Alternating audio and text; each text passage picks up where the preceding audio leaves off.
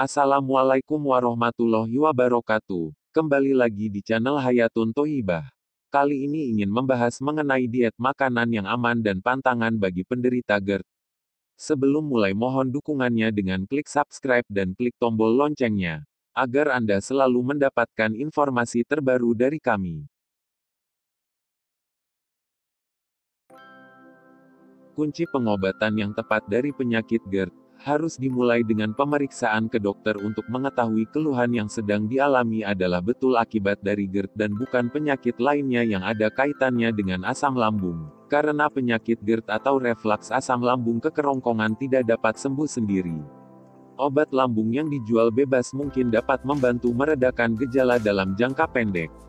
Penyembuhan untuk GERD tidak cukup mengandalkan obat-obatan yang disarankan oleh dokter. Tetapi juga perlu perubahan pola makan dan gaya hidup sehat, agar penyakit GERD tidak kambuh kembali. Perubahan gaya hidup, minum obat sesuai aturan, dan percobaan memilih makanan atau diet GERD perlu dilakukan agar mendukung proses penyembuhan. Nah, untuk perubahan pola makan dapat dimulai dengan apa yang harus dihindari atau pantangan makanan bagi penderita GERD. Pantangan makan ini meliputi makanan yang dapat memicu atau memperburuk gejala GERD. Kenapa bisa begitu? Karena makanan ini akan melemahkan otot bagian bawah kerongkongan atau LES, sehingga asam lambung mudah naik atau reflux.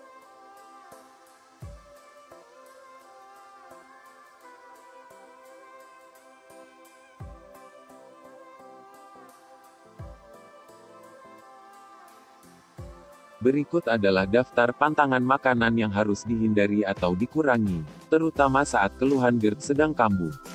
Pertama, makanan tinggi lemak atau gorengan.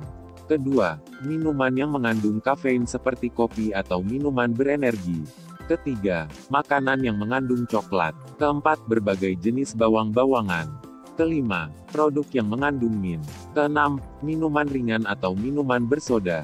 Ketujuh, alkohol. Kedelapan, berbagai jenis jeruk, baik yang manis atau asam. Kesembilan, tomat dan termasuk berbagai jenis olahannya, seperti saus tomat atau pasta tomat. Lakukan percobaan atau trial and error untuk daftar makanan di atas, cari tahu mana makanan yang tidak baik bagi tubuh Anda. Meskipun mengalami sakit GERD yang sama, kita tetap harus mencari tahu, karena tubuh kita berespon berbeda dengan makanan dan obat-obatan. Tidak semua makanan yang telah disebutkan sebelumnya dapat memicu GERD dan memperlemah otot kerongkongan atau esofagus dengan cara yang sama pada setiap orang.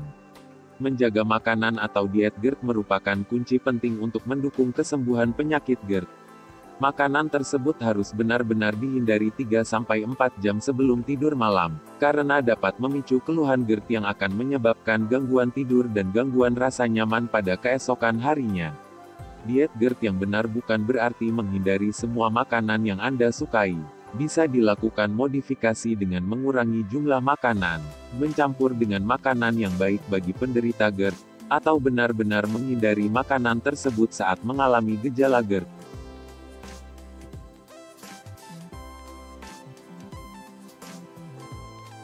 Berikut adalah panduan makanan atau diet bagi penderita GERD. Panduan ini bisa juga dijadikan sebagai menu panduan untuk berbuka puasa atau sahur selama bulan Ramadan. Pertama, buah dan sayur. Untuk buah hindari berbagai jenis jeruk, dan minuman yang mengandung sari jeruk seperti lemon dan jeruk nipis, atau buah lainnya yang memiliki rasa asam, seperti nanas. Pilih buah-buahan lain yang manis dan hambar seperti pisang, melon, apel, pir atau buah lain yang cenderung tidak asam. Sedangkan untuk pemilihan sayur, secara umum banyak sayur yang aman bagi penderita GERD. Yang perlu dihindari adalah sayuran yang dapat melemahkan otot kerongkongan atau esofagus seperti tomat dan bawang, serta sayuran yang mengandung gas seperti kubis atau kol, dan sayur nangka. Kedua, sumber protein. Banyak pilihan protein yang mudah didapat misalnya telur, tahu, atau tempe. Makanan praktis dalam kondisi apapun, akan tetapi jika telur menyebabkan kambuhnya gejala GERD, bisa diakibatkan dari kuning telur, sehingga bagi beberapa penderita GERD yang tidak cocok, hindari konsumsi kuning telur yang mengandung banyak kolesterol.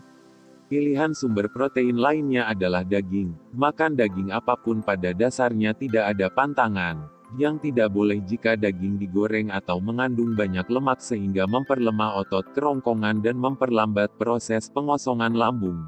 Jika lambung belum kosong dan lama mencerna makanan, maka asam lambung akan diproduksi terus. Akhirnya, beresiko menyebabkan reflux atau naiknya asam lambung ke kerongkongan.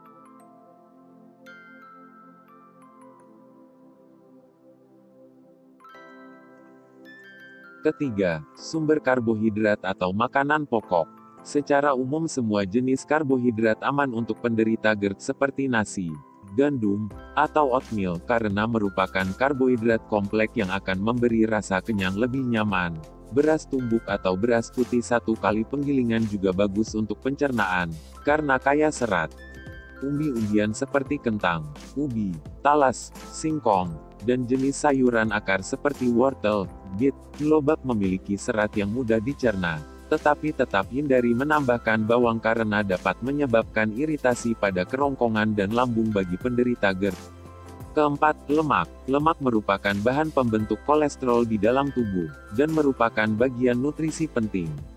Tidak semua lemak harus dihindari bagi penderita GERD. Pilih sumber lemak baik yang aman bagi lambung, seperti lemak yang berasal dari tumbuhan dan ikan, seperti minyak zaitun, minyak kelapa, minyak wijen, alpukat, kacang-kacangan, tahu, tempe, dan minyak yang berasal dari lemak ikan.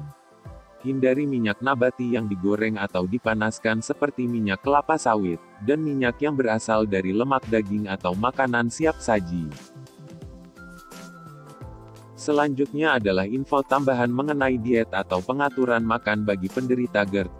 Pertama, permen karet. Untuk mengurangi iritasi asam lambung ke kerongkongan bisa mengunyah permen karet untuk merangsang produksi air liur yang akan membilas asam lambung di kerongkongan. Tapi hindari permen karet yang mengandung min, karena dapat memperparah asam lambung. Kedua, hindari alkohol. Alkohol dapat menyebabkan iritasi pada tenggorokan dan lambung, serta memperlemah otot kerongkongan sehingga beresiko menyebabkan reflux asam lambung. Ketiga, posisi tubuh. Jaga posisi tubuh duduk atau tegak setelah makan, minimal 2 jam sebelum posisi terlentang atau tiduran. Posisi tegak dan berjalan ringan dapat membantu makanan mengalir ke dalam usus dan memperkecil resiko aliran balik ke kerongkongan atau reflux. Keempat, waktu tidur. Hindari makan menjelang tidur, karena makanan harus dicerna di lambung sehingga akan meningkatkan produksi asam lambung yang beresiko menyebabkan reflux saat tidur. Selain itu posisi datar atau tidur sangat melemahkan otot kerongkongan atau otot lees. Meskipun tergantung dari banyaknya jumlah makanan dan kecepatan pengosongan lambung, tetapi untuk amannya, minimal 3-4 jam setelah makan, jangan tidur. Kelima, mengunyah makanan lebih lama. Makanan yang dikunyah lebih lama dapat memperingan kerja lambung saat menghaluskan makanan, mengurangi tekanan pada otot kerongkongan yang lemah, mempercepat pengosongan lambung, meningkatkan penyerapan makanan oleh usus, dan meningkatkan kepuasan oral, sehingga cenderung makan sedikit. Keenam, berpuasa. Berpuasa bagus untuk mengatur jadwal makan yang lebih tepat, memberi waktu penyembuhan lambung dan kerongkongan, mengurangi produksi asam lambung penyebab GERD, dan mempermudah pasien menghindari cemilan atau kudapan makan berlemak, gorengan, atau makanan siap saji. Berpuasa juga dapat diartikan dengan makan dalam porsi kecil terutama bagi penderita GERD yang disertai kembung dan sesak. Walau tidak mampu berpuasa, tapi cobalah makan dalam porsi kecil.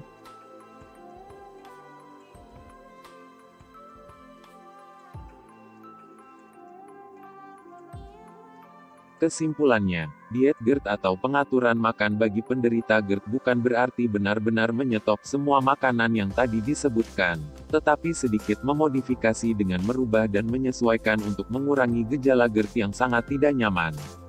Kunci penyembuhan GERD selain dengan berbagai obat-obatan adalah dengan pengaturan makanan yang sehat, karena GERD merupakan masalah saluran cerna.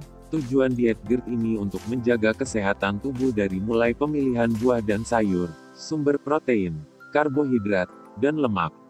Kita pun bisa melakukan percobaan makanan apa saja yang dapat memperburuk atau memunculkan keluhan atau gejala GERD, karena respon setiap orang berbeda terhadap makanan. Mungkin sekian yang bisa kami sampaikan. Sampai berjumpa di video selanjutnya. Wassalamualaikum warahmatullahi wabarakatuh.